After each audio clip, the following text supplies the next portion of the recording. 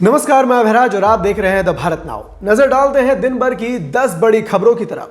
TMC नेता और बंगाल की मुख्यमंत्री ममता बनर्जी ने आखिर उन कयासों पर विराम लगा दिया जिनके मुताबिक टीएमसी के कैश फॉर क्यूरी इल्जाम के चलते महुआ को अकेला छोड़ दिया था। महुआ मामले में एथिक्स कमेटी ने उन्हें निष्कासित करने की सिफारिश और स्पीकर ओम बिरला ने उनकी सदस्यता पर फैसला लेने के बीच पश्चिम बंगाल की मुख्यमंत्री ममता बनर्जी ने सांसद महुआ मोइत्रा को अहम जिम्मेदारी सौंपी है। ममता ने टीएमसी सांसद को पश्चिम बंगाल के कृष्णानगर नदिया उत्तर में प्रेसिडेंट नियुक्त किया है। ममता के इस फैसले को महुआ मोइत्रा ने खुले दिल से शुक्रिया कहा और साथ ही महुआ ने सोशल मीडिया एक्स पर लिखा, मुझे कृष्णानगर जिले का प्रेसिडेंट नियुक्त करने पर ममता बनर्जी और टीएमसी का थैंक यू। कृष्णानगर के लोगों के लिए पार्टी के साथ हमेशा काम करूंगी। बड़ी खबर मणिपुर से सामने आ रही है। यहां पर केंद्र सरकार ने 9 मैतेई उग्रवादी संगठनों पर बैन लगा दिया है। केंद्रीय गृह मंत्रालय ने एक अधिसूचना जारी की है जिसके मुताबिक कई मैतेई उग्रवाद संगठनों को उनकी अलगाववादी, विध्वंसक, आतंकवादी और हिंसक गतिविधियों के चलते गैरकानूनी गतिविधि रोकथाम अधिनियम यानी कि यूपीए के तहत बैन कर दिया गया है। जिन मैतेई संगठनों पर यूपीए के तहत कार्रवाई हुई है वो पीपल्स लिबरेशन आर्मी यानी कि पीएलए और उसकी पॉलिटिकल शाखा Revolutionary People's Front, United National Liberation Front और इसकी सशस्त्र शाखा Manipur People's Army, People's Revolutionary Party of Kangleipak और इसकी सशस्त्र शाखा रेड आर्मी, कांगलेई पाक कम्युनिस्ट पार्टी और इसकी सशस्त्र शाखा जिसे रेड आर्मी भी कहा जाता है, कांगलेई याओल कनबा लोक समन्वय समिति और अलायंस फॉर सोशलिस्ट एमएचए के साथ ही यूनिट कांगलेई पाक और उसके सभी गुटों, विंगों और फ्रंट संगठनों को गैरकानूनी घोषित कर दिया गया है। मणिपुर हिंसा पर लंबी चुप्पी और हिंदू मैतेई समाज को नाराज नहीं करने के आरोप के बीच बीजेपी सरकार का यह कदम काफी महत्वपूर्ण माना जा रहा है। सोमवार को दिल्ली वालों की सुबह घनी धुंध के साथ हुई। राष्ट्रीय राजधानी दिल्ली के कई इलाकों में दिवाली पर प्रतिबंध के बावजूद पटाखे जलाए गए।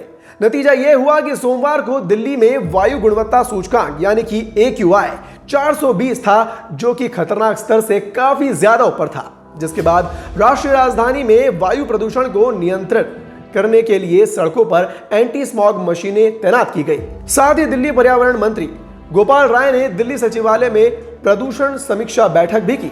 दिल्ली के पर्यावरण मंत्री गोपाल राय ने कहा, आज प्रदूषण का स्तर बढ़ गया है, इसका एकमात्र कारण है पटाखे जलाना। सुप्रीम कोर्ट के आदेश के बाद भी बीजेपी अपनी जिम्मेदारी को नहीं निभा पाती। यह दुर्भाग्यपूर्ण है। बीजेपी चाहती थी कि पटाखे जलाए जाएं और तीनों राज्य यानी कि दिल्ली, हरियाणा, उत्तर प्रदेश में पुलिस बीजेपी के पास है। मध्य प्रदेश के चुनावी समर में सोमवार को राहुल गांधी फिर से नजर आए। कांग्रेस सांसद राहुल गांधी बीजेपी पर बड़ा हमला बोलते हुए नजर आए और उन्होंने मध्य प्रदेश को देश की भ्रष्टाचार राजधानी बता दिया। राहुल ने एक कथित वायरल वीडियो का जिक्र करते हुए यह आरोप लगाया जिसमें केंद्रीय मंत्री नरेंद्र सिंह तोमर का बेटा और एक बिचौलिया कई करोड़ों रुपए की बातें करते नजर आ रहे हैं। राहुल ने कहा, आज मध्य प्रदेश भ्रष्टाचार की राजधानी बन चुका है। आपने बीजेपी नेता नरेंद्र सिंह तोमर जी के बेटे का वीडियो जरूर देखा होगा। वो आपका पैसा लूट रहे हैं, चोरी कर रहे हैं। बीजेपी नेताओं की लूट में नुकसान प्रदेश की जनता का हो रहा है। राहुल गांधी मध्य प्रदेश के नीमच जिले में रैली कर रहे थे। यहां उन्होंने फिर जाति गणना का अपना वादा दोहराया। राहुल गांधी ने कहा, कांग्रेस अगर सत्ता में आएगी तो जाति गणना जरूर होगी। अब बात दूसरे चुनावी राज्य छत्तीसगढ़ की करते हैं तो यहां मुख्यमंत्री भूपेश बघेल ने दिवाली के दिन महिलाओं के लिए बड़ी घोषणा की है।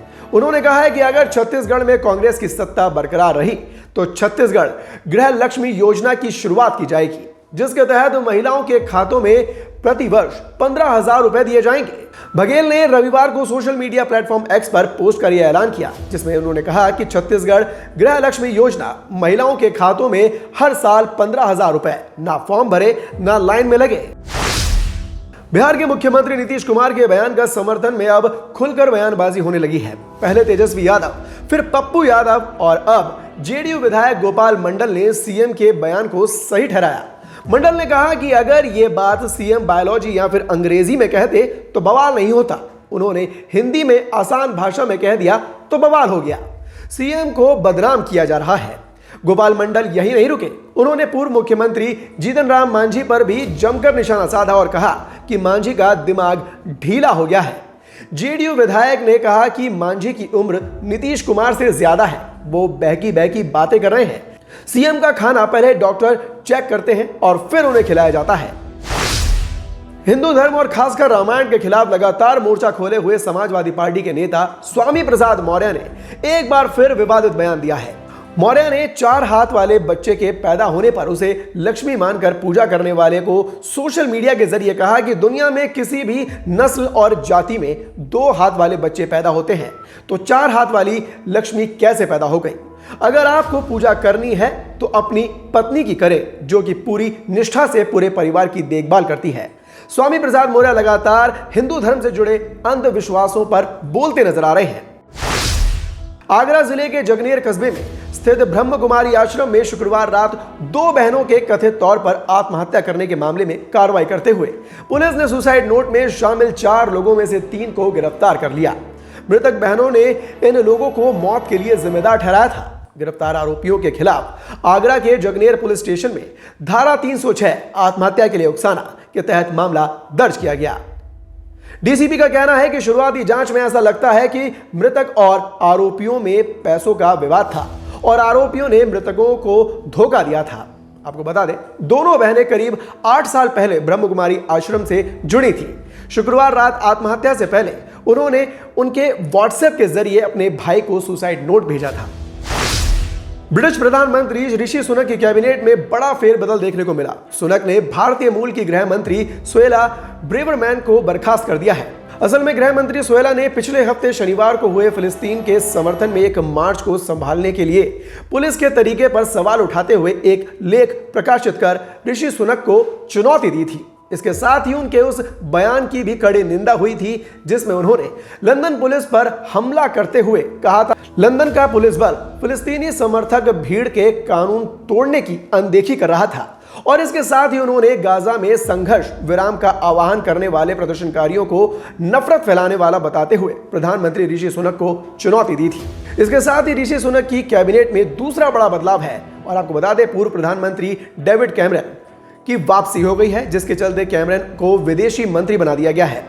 ये साल 2010 और 2016 तक ब्रिटेन के पीएम भी रहे हैं। उन्होंने यूरोपियन यूनियन से ब्रिटेन के अलग होने के पक्ष में आए जनमत संग्रह के फैसले के बाद इस्तीफा दिया था। बिहार में दिवाली के बाद अब छठ पूजा को लेकर तैयारियां जोरों पर है। राजधानी पटना में श्रद्धालुओं के लिए सुचारू व्यवस्था करने के लिए खुद डीएम मैदान में उतरे हैं। सोमवार को सुबह डीएम पटना डॉक्टर चंद्रशेखर सिंह एवं एसएसपी पटना श्री राजीव मिश्रा के साथ सभी संबंधित जिला स्तरीय एवं अनुमंडल स्तरीय पदाधिकारियों ने पटना के गाय घाट से दीदारगंज तक छठ घाटों का निरीक्षण किया। छठ का यह महापर्व 17 नवंबर से लेकर 20 नवंबर तक चलेगा। तो फिलहाल के लिए इस बुलेटिन में सिर्फ इतना ही। ऐसी ही खबरों से जुड़े रहने के लिए देखते रहें द भारत नाउ। धन्यवाद।